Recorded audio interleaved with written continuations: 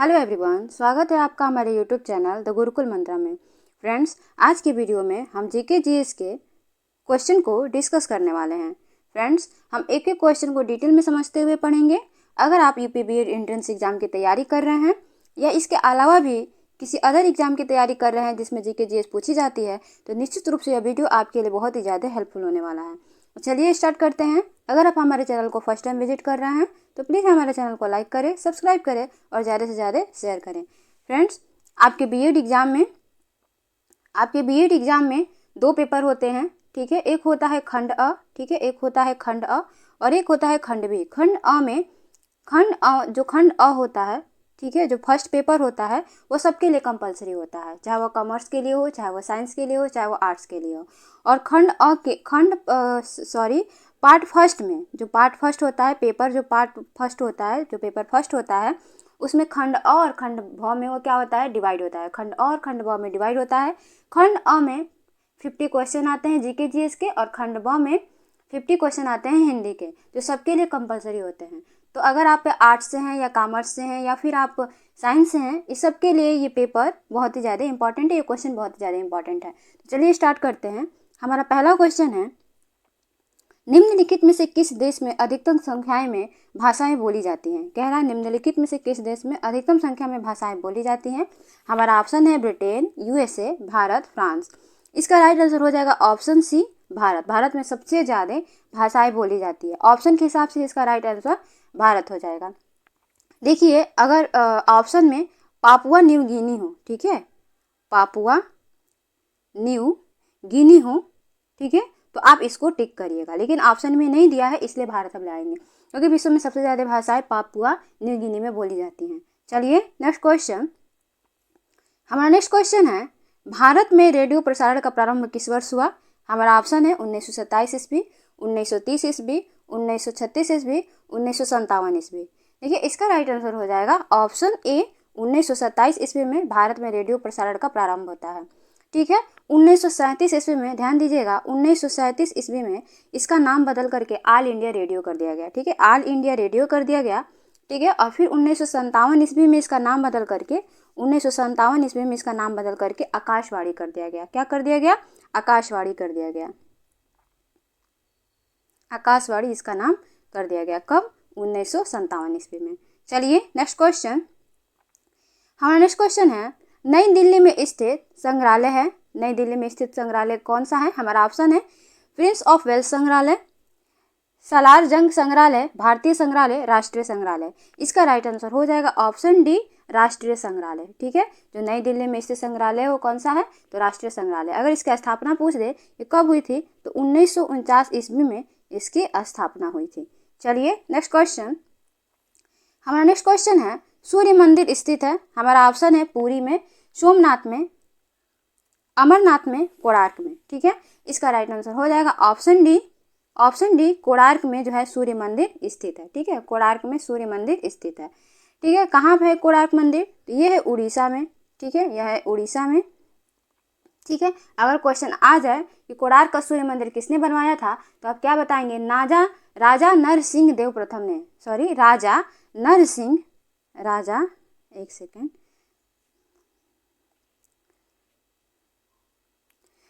नरसिंह, ठीक है, देव प्रथम ने इसको क्या किया था? सूर्य मंदिर को बनवाया था। और कब? तो 13वीं शताब्दी में इन्होंने बनवाया था, 13वीं शताब्दी में, ठीक है। राजा नरसिंह देव प्रथम ने इस मंदिर को बनवाया था और 13वीं शताब्दी में बनवाया था, ठीक है। तो इसको आप याद रखिएगा क्योंकि ये क्वेश्चन बहुत ही ज़्यादा इंपॉर्टेंट है और आपके एग्जाम में आए दिन पूछे जाते हैं। चलिए नेक्स्ट क्वेश्चन। अच्छा, मान लीजिए क्वेश्चन ये पूछ दे कि जो राजा नरसिंह देव प्रथम थे वो किस वंश से रिलेटेड थे, तो गंग वंश से ये रिलेटेड थे। चलिए नेक्स्ट क्वेश्चन। हमारा नेक्स्ट क्वेश्चन है, काल्डेरा संबंधित है। हमारा ऑप्शन है हिमनद से, भूकंप से, ज्वालामुखी से, भ्रंश से, ठीक है। इसका राइट आंसर हो जाएगा ऑप्शन सी। जो काल्डेरा है वो किससे संबंधित है? तो ज्वालामुखी से संबंधित है। यह एक पृथ्वी का क्या है? अवसाद है, जो ज्वालामुखी फटने के बाद बनता है, ठीक है। यह पृथ्वी का एक अवसाद है, जो काल्डेरा है वो पृथ्वी का एक अवसाद है जो ज्वालामुखी फटने पे बनता है। चलिए नेक्स्ट क्वेश्चन। हमारा नेक्स्ट क्वेश्चन है, संविधान के अधीन निम्नलिखित में से कौन सा मूलाधिकार नहीं रहा। पूछ रहा है कि संविधान के अधीन निम्नलिखित में से कौन सा एक मूल अधिकार नहीं रहा, मतलब पहले ये मूल अधिकार था बट अब नहीं है। हमारा ऑप्शन है शिक्षा का अधिकार, कार्य का अधिकार, संपत्ति का अधिकार, विधि के समक्ष समानता का अधिकार। इसका राइट आंसर हो जाएगा ऑप्शन सी, संपत्ति का अधिकार। जो संपत्ति का अधिकार है वो पहले मूल अधिकार था, लेकिन अभी वो मूल अधिकार ना होकर के वैधानिक अधिकार है। कैसा अधिकार है? विधिक या वैधानिक अधिकार है। ठीक है, यह विधिक अधिकार है या वैधानिक अधिकार है। और ये किस में दिया हुआ है? तो 300 आर्टिकल 300 के ए में यह दिया हुआ है। आर्टिकल 300 ए में, यह आर्टिकल में दिया हुआ है संपत्ति का अधिकार। अगर क्वेश्चन पूछ दे कि संपत्ति का जो अधिकार है किस संविधान संशोधन द्वारा मौलिक अधिकार से हटा करके विधिक अधिकार बनाया गया, ठीक है, अगर ये क्वेश्चन पूछ दे तो ध्यान दीजिएगा, ऐसा 44वें संविधान संशोधन द्वारा किया गया था। 44वें संविधान संशोधन द्वारा किया गया था। कब किया गया था? 1978 में। 1978 में। तो देखिए आपको क्या क्या ध्यान रखना है कि जो मौलिक अधिकार है, कह रहा है कि इनमें से कौन सा मौलिक अधिकार नहीं रहा। तो संपत्ति का जो अधिकार है वो वर्तमान समय में मौलिक अधिकार नहीं है। पहले ये मौलिक अधिकार हुआ करता था, बाद में 44वें संविधान संशोधन द्वारा, ठीक है, 1978 में इसको मौलिक अधिकार से निकाल दिया जाता है और कहाँ रखा जाता है? विधिक अधिकार में। यह एक प्रकार का अब क्या है? वैधानिक अधिकार। ठीक है, तो ये सब याद रखिएगा। और किस आर्टिकल में है? तो 300 के ए में। चलिए नेक्स्ट क्वेश्चन। हमारा नेक्स्ट क्वेश्चन है, आय और उपभोग में किस प्रकार का संबंध है? हमारा ऑप्शन है प्रतिलोम संबंध, प्रत्यक्ष संबंध, आंशिक संबंध, इनमें से कोई नहीं। आय और उपभोग में किस प्रकार का संबंध है? इसका राइट आंसर हो जाएगा ऑप्शन बी, प्रत्यक्ष संबंध है। कैसा संबंध है? प्रत्यक्ष संबंध है। कैसे प्रत्यक्ष संबंध है? देखिए, अगर आय में वृद्धि होने पर क्या होता है? उपभोग में भी वृद्धि होती है। और आय में अगर कमी होगी तो उपभोग में भी कमी होगी। इस प्रकार से जो आय और उपभोग है क्या है? इसका आपस में प्रत्यक्ष संबंध है। चलिए नेक्स्ट क्वेश्चन। हमारा नेक्स्ट क्वेश्चन है, प्रकाश की किरण को पूर्ण आंतरिक परावर्तन के लिए किससे, एक सेकेंड थोड़ा सा, हाँ, प्रकाश की किरण को पूर्ण आंतरिक परावर्तन के लिए किससे गुजारना होता है? तो कह रहा है, हमारा ऑप्शन दिया हुआ है कांच से जल, जल से कांच, वायु से जल, वायु से कांच। इसका राइट आंसर हो जाएगा ऑप्शन ए, कांच से जल। जब हम प्रकाश की किरण को कांच से जल की तरफ क्या करते हैं? परावर्तित करते हैं, गुजारते हैं, तो पूर्ण आंतरिक परावर्तन वहां पे होता है। चलिए नेक्स्ट क्वेश्चन। हमारा नेक्स्ट क्वेश्चन है, हमारे शरीर में कुल कितनी मांसपेशियां हैं? हमारा ऑप्शन है 565, 656, 665, 556। देखिए इसका राइट आंसर हो जाएगा ऑप्शन बी, हमारे शरीर में कुल लगभग 656 क्या है? मांसपेशियां हैं। चलिए नेक्स्ट क्वेश्चन। हमारा नेक्स्ट क्वेश्चन है, पृथ्वी के ऊपर के 4 क्षेत्रों में से सबसे कम ऊंचाई किसकी है? हमारा ऑप्शन है स्ट्रेटोस्फीयर, मेसोस्फीयर, थर्मोस्फीयर, ट्रोपोस्फीयर। ठीक है, इसका राइट आंसर हो जाएगा ऑप्शन डी, जो ट्रोपोस्फीयर है, इसकी ऊंचाई, इसकी हाइट सबसे कम है। ट्रोपोस्फीयर को हिंदी में क्या बोलते हैं? तो क्षोभ मंडल बोलते हैं, क्षोभ मंडल बोलते हैं। देखिए, जो हमारा वायुमंडल है उसमें 5 परतें पाई जाती हैं। ठीक है, क्षोभ मंडल, समताप मंडल, ठीक है, मध्य मंडल, आयन मंडल और बहिर्मंडल। ध्यान दीजिएगा, क्षोभ मंडल, समताप मंडल, मध्य मंडल, ठीक है, फिर आयन मंडल और बहिर्मंडल। ये 5 जो मंडल हैं ये हमारे वायुमंडल में पाए जाते हैं। ठीक है, अगर इंग्लिश में देखें तो troposphere, stratosphere, mesosphere, thermosphere and ionosphere, ये 5 जो लेयर हैं वो हमारे वायुमंडल में पाए जाते हैं। इससे रिलेट करके एक क्वेश्चन और पूछता है कि जो हमारा ओजोन परत है, ओजोन लेयर है, वो कहाँ पाया जाता है? तो वो समताप मंडल में पाया जाता है। ठीक है, वो समताप मंडल में पाया जाता है। और ओजोन का फार्मूला पूछ दे तो O3 होता है ओजोन का फार्मूला, इसको याद रखिएगा। और जो ओजोन परत है, सूर्य से निकलने वाली जो अल्ट्रावायलेट रेज होती हैं, पराबैंगनी किरणें होती हैं, उनसे हमारी रक्षा करता है, हमको प्रोटेक्ट करता है। इतनी सारे बात आप याद रखिएगा। और जो ट्रोपोस्फीयर है, अगर इसकी हाइट पूछ दे कि कितनी है, तो लगभग 14 किलोमीटर है। इसकी हाइट कितनी है, इसकी ऊंचाई कितनी है? तो लगभग 14 किलोमीटर है। चलिए हमारा नेक्स्ट क्वेश्चन है, राज्यसभा के सदस्य का निर्वाचन कितनी अवधि के लिए होता है? हमारा ऑप्शन है 2 वर्ष, 4 वर्ष, 5 वर्ष, 6 वर्ष। इसका राइट आंसर हो जाएगा ऑप्शन डी, कि जो राज्यसभा के सदस्य होते हैं उनका निर्वाचन कितनी अवधि के लिए होता है? तो 6 वर्ष के लिए होता है। और राज्यसभा का सदस्य बनने के लिए न्यूनतम कितनी आयु चाहिए? तो 30 वर्ष चाहिए। ठीक है, न्यूनतम 30 वर्ष होना चाहिए। और इसके आर्टिकल में दिया गया है राज्यसभा के बारे में, तो आर्टिकल 80 में दिया गया। इतना सारा पॉइंट आप याद रखिएगा। चलिए नेक्स्ट क्वेश्चन। हमारा नेक्स्ट क्वेश्चन है, वर्ष 2011 की जनगणना के अनुसार भारत की किस राज्य की जनसंख्या सबसे कम है? हमारा ऑप्शन है मणिपुर, त्रिपुरा, पुदुचेरी, सिक्किम। इसका राइट आंसर हो जाएगा ऑप्शन डी, सिक्किम। ठीक है, 2011 के जनगणना के अनुसार भारत का जनसंख्या सबसे कम कहाँ पे है? तो सिक्किम में है। और अगर सबसे ज़्यादा पूछे तो यूपी में, सबसे ज़्यादा पूछे उत्तर प्रदेश में। चलिए नेक्स्ट क्वेश्चन।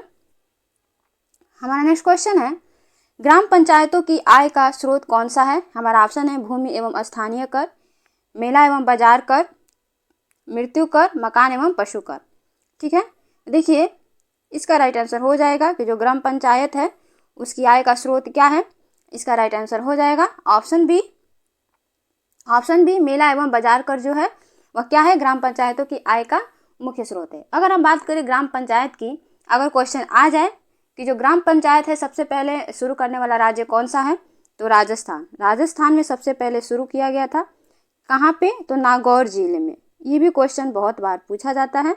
नागौर जिले में इसको प्रारंभ किया गया था। अगर सन पूछ दे कि कब किया गया था, कब लागू किया गया था, तो 1959 ईस्वी में। चलिए नेक्स्ट क्वेश्चन। हाँ, नेक्स्ट क्वेश्चन है, राज्य के नीति निर्देशक तत्वों में निम्नलिखित में से किन किन प्रकार के सिद्धांत अंतर्निहित हैं? हमारा ऑप्शन है आर्थिक सिद्धांत, सामाजिक सिद्धांत, प्रशासनिक सिद्धांत, ये सभी। देखिए इसका राइट आंसर हो जाएगा ऑप्शन डी, ये सभी। जो राज्य के नीति निर्देशक तत्व हैं उनमें आर्थिक सिद्धांत भी है, सामाजिक सिद्धांत भी है, प्रशासनिक सिद्धांत है। अगर पूछ दे क्वेश्चन कि राज्य के नीति निर्देशक तत्व जो है संविधान के किस भाग में दिया गया है, तो भाग 4 में दिया गया है। भाग 4 में, देखिए कंफ्यूज नहीं होना यहाँ पे। भाग 4 में जो है, भाग 4 में, एक सेकंड में यहाँ लिख देती हूँ। भाग 4 में राज्य के नीति निर्देशक तत्व को दिया है। वही अगर आ जाए भाग 4 का क, ये थोड़ा ये डिफरेंट हो जाएगा। भाग 4 के क में मौलिक कर्तव्य को दिया गया है, और भाग 4 में क्या है? तो राज्य के नीति निर्देशक तत्व हैं। अब भाग 4 का अगर क दे दे तो वहाँ पे मौलिक कर्तव्य हो जाएगा। चलिए नेक्स्ट क्वेश्चन। हमारा नेक्स्ट क्वेश्चन है, भारतीय संविधान में राज्य के नीति निर्देशक सिद्धांतों को शामिल करने के पीछे मुख्य उद्देश्य क्या था? हमारा ऑप्शन है कल्याणकारी राज्य की स्थापना करना, धर्मनिरपेक्ष राज्य की स्थापना करना, सरकार के निरंकुश कार्यों पर नियंत्रण रखना, नागरिकों के विकास के लिए सर्वोत्तम अवसर प्रदान करना। इसका राइट आंसर हो जाएगा ऑप्शन ए, कल्याणकारी राज्य की स्थापना करना। ठीक है, राज्य नीति निर्देशक का क्या था? सिद्धांत था। चलिए नेक्स्ट। हमारा नेक्स्ट क्वेश्चन है, किसकी उपस्थिति के कारण चूने का पानी वायु में रखने पर दूधिया हो जाता है? हमारा ऑप्शन है carbon dioxide, nitrogen, oxygen, sulphur dioxide. इसका राइट आंसर हो जाएगा ऑप्शन ए, कार्बन डाइऑक्साइड को चूने का पानी में वायु में रखने पे दूधिया हो जाता है। ठीक है, कार्बन डाइऑक्साइड को। चलिए नेक्स्ट क्वेश्चन। कार्बन डाइऑक्साइड के कारण जो होता है वो चूने का पानी जो क्या होता है? वायु में रखने पे दूधिया हो जाता है। चलिए नेक्स्ट क्वेश्चन। हमारा नेक्स्ट क्वेश्चन है, चमड़ा उद्योग में पौधों से प्राप्त होने वाली किस चीज़ का प्रयोग किया जाता है? हमारा ऑप्शन है रेजिन, म्यूसिलेज, लैटेक्स, टैनिन। इसका राइट आंसर हो जाएगा टैनिन। ठीक है, चमड़ा उद्योग में पौधों से प्राप्त होने वाली टैनिन का उपयोग किया जाता है। चलिए नेक्स्ट क्वेश्चन। हमारा नेक्स्ट क्वेश्चन है, ब्लैक बॉडी किसकी विकिरण को अवशोषित कर सकती है? हमारा ऑप्शन है केवल निम्न तरंग दैर्ध्य, केवल मध्यवर्ती तरंग दैर्ध्य, केवल उच्च तरंग दैर्ध्य, सभी तरंग दैर्ध्य। इसका राइट आंसर हो जाएगा ऑप्शन डी, सभी तरंग दैर्ध्य को ये क्या कर सकती है? अवशोषित कर सकती है और उत्सर्जित भी कर सकती है। दोनों याद रखिएगा कि जो ब्लैक बॉडी होती है वह सभी प्रकार के तरंग दैर्ध्य को क्या कर सकती है? अवशोषित भी कर सकती है और उत्सर्जित भी कर सकती है। चलिए नेक्स्ट क्वेश्चन। हमारा नेक्स्ट क्वेश्चन है, निम्नलिखित में से किस भक्ति संत ने अपने संदेश के प्रचार के लिए सबसे पहले हिंदी का प्रयोग किया? कह रहा है कि किस भक्ति संत ने सबसे पहले हिंदी का प्रयोग किया था अपने संदेशों को प्रचार के लिए? हमारा ऑप्शन है दादू, कबीर, रामानंद, तुलसीदास। ऐसा करने वाले हमारा ऑप्शन सी सही हो जाएगा, रामानंद थे। ठीक है, रामानंद ने क्या किया था? हिंदी में प्रचार प्रसार किया था। चलिए नेक्स्ट क्वेश्चन। देखिए तुलसीदास एक बहुत ही ज़्यादा इंपॉर्टेंट क्वेश्चन पूछता है, बार बार पूछा जाता है कि रामचरितमानस किसने लिखा था?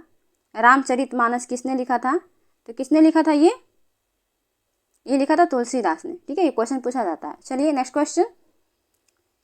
हमारा नेक्स्ट क्वेश्चन है, अखिल भारतीय किसान सभा के प्रथम सत्र की अध्यक्षता किसने की थी? अखिल भारतीय किसान सभा के प्रथम सत्र की अध्यक्षता किसने की थी? हमारा ऑप्शन है स्वामी सहजानंद, इंदुलाल याज्ञिक, एन जी रंगा, PC जोशी। इसका राइट आंसर हो जाएगा ऑप्शन ए, स्वामी सहजानंद ने अखिल भारतीय किसान सभा के प्रथम सत्र की अध्यक्षता की थी। ठीक है, अगर पूछ दे कि इसकी स्थापना कब की गई थी, अखिल भारतीय किसान सभा की स्थापना कब की गई थी, तो इसकी स्थापना की गई थी 1936 ईस्वी में, 1936 ईस्वी में। और इसके सचिव कौन थे, तो NG रंगा थे। NG रंगा इसके सचिव चुने गए थे। चलिए नेक्स्ट क्वेश्चन, हमारा नेक्स्ट क्वेश्चन है विश्वविद्यालय अनुदान आयोग, वर्तमान में विश्वविद्यालय विकास आयोग इसको कर दिया गया है। ठीक है, पहले था विश्वविद्यालय अनुदान आयोग की स्थापना किस वर्ष की गई थी, हमारा ऑप्शन है 1926 ईस्वी, 1961 ईस्वी, 1965 ईस्वी, 1986 ईस्वी। इसका राइट आंसर हो जाएगा 1956 ईस्वी। ऑप्शन है इसका सही हो जाएगा, 1956 ईस्वी में विश्वविद्यालय अनुदान आयोग की स्थापना की गई थी। चलिए नेक्स्ट क्वेश्चन, हमारा नेक्स्ट क्वेश्चन है सर्वोच्च न्यायालय के न्यायाधीश को कदाचार और असमर्थता के लिए प्रमाणों, एक सेकेंड थोड़ा सा इसको, हाँ देखिए दिया है, सर्वोच्च न्यायालय के न्यायाधीश को कदाचार और असमर्थता के प्रमाणित आधारों पर संसद किस तरह महाभियोग का प्रस्ताव पारित कर सकती है। कहने का मतलब है कि सर्वोच्च न्यायालय के न्यायाधीश पर किस प्रकार महाभियोग का प्रस्ताव लाया जा सकता है। हमारा ऑप्शन दिया हुआ है, संसद के दोनों सदनों द्वारा अलग अलग अपने कुल सदस्यों के बहुमत प्रस्ताव द्वारा, संसद के दोनों सदनों द्वारा अलग अलग अपने कुल उपस्थित सदस्यों के बहुमत प्रस्ताव द्वारा। देखिए इसका राइट आंसर हो जाएगा ऑप्शन सी।